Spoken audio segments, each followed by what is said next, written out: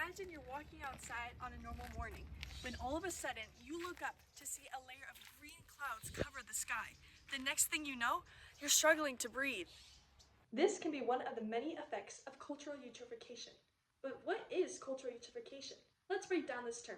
Cultural means man-made, while eutrophication means the over-enrichment of water with nutrients. No, not the kind of nutrients you find in vegetables and fruits, but chemical nutrients like nitrogen and phosphorus, or in their more common forms, nitrates and phosphates. These are called limiting factors within environments. But what does this mean? To understand this, we need to look at German scientist Justus von Liebig's law of the minimum.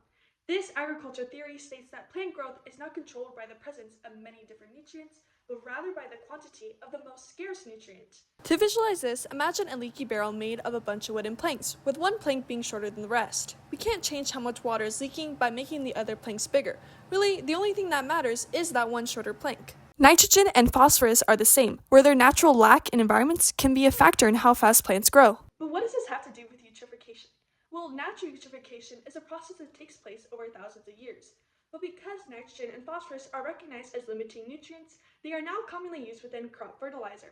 And in general, agricultural fertilizer has been escalating in the last few decades to supply our Earth's ever-growing population, which has in turn escalated eutrophication. So when fertilizer erodes into waterways, both nitrogen and phosphorus flood the water. This stimulates rapid growth of aquatic plants like microalgae, macroalgae, and phytoplankton. These plants grow in thick layers at the top surface of the water, a phenomenon known as blooms.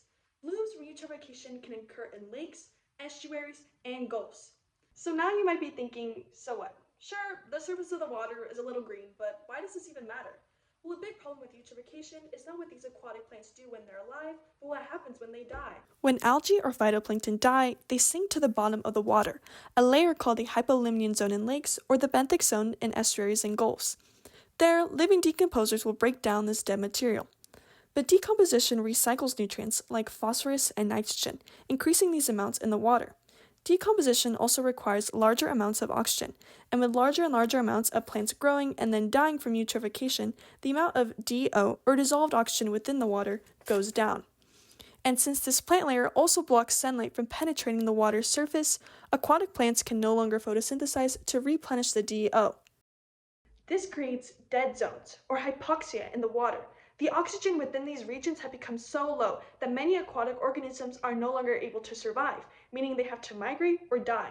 Now, scientists are still debating on how long-term nutrient influxes from eutrophication will affect water quality in the future.